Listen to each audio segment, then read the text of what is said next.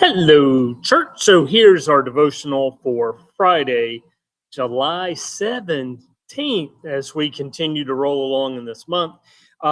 Reminder that we are planning on being at Hosensack Meeting House for our worship this coming Sunday, July 19th. There will be some times of refreshment, I think starting 9:45-ish. And then we'll start our worship service and hymn sing at 10:15. If you've never been to Hosensack, so this is one of the historic meeting houses that was one of three predecessor bodies that joined together to become Palm Schwenkfelder Church. And every summer we try to hit those three locations at various times, including Crowsdale for Day of Remembrance at the end of September.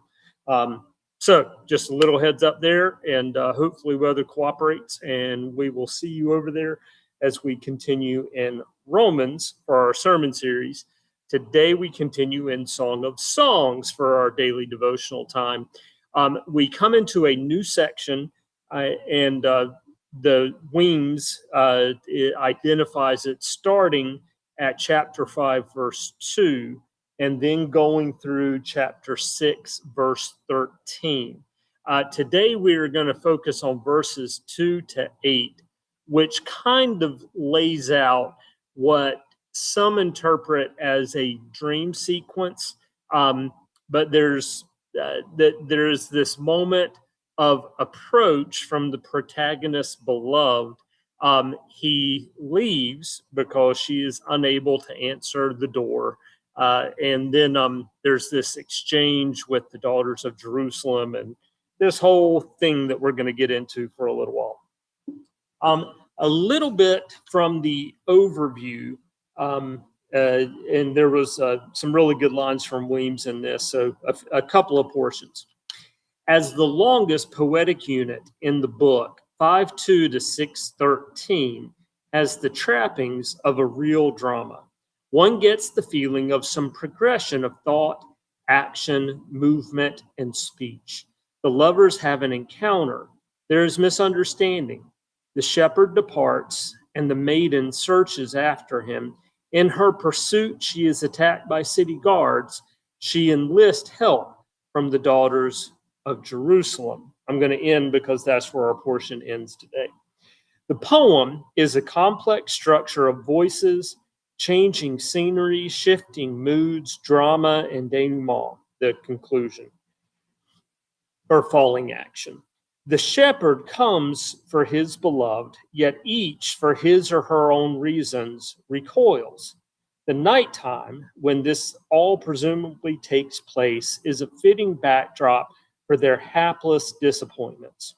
If what we have in some earlier passages are accounts of the protagonist's dreams and fantasies about her beloved, like their wedding, his wedding night seduction, the consummation of their love, then what we have here in 5:2 to 6:13 is what invariably follows upon fantasy, namely the rude awakening of reality. Just good bit. It is the most bitter lesson of all young love. Reality hardly matches fantasy. Whether the events the long unit describes actually took place is beside the point.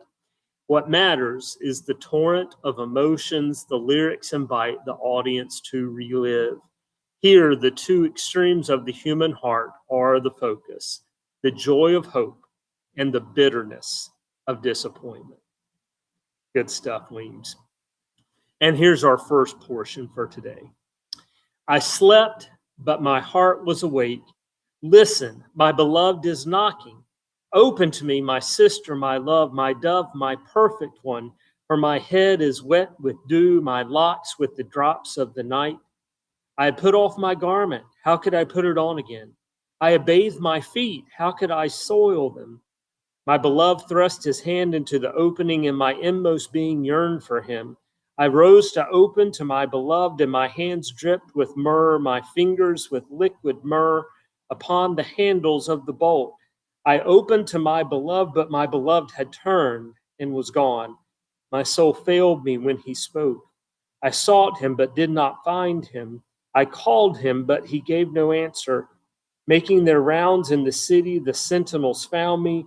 They beat me, they wounded me, they took away my mantle, those sentinels of the walls. I adjure you, O daughters of Jerusalem, if you find my beloved, tell him this: I am faint with love. So you can see that the scene playing out. So the shepherd goes to the door. She is sleeping and either startled or awake or dreaming, and makes it finally to the door. And when she opens it, guy's gone, and then starts this process of searching him out and seeking him. What we'll be hearing for next time is this from the conclusion of what we heard, her adjuring the daughters of Jerusalem, and they'll begin this conversation about the protagonist, beloved. All right, so we'll be back with you for Saturday. You'll hear that next portion, and we will see you then. Bye.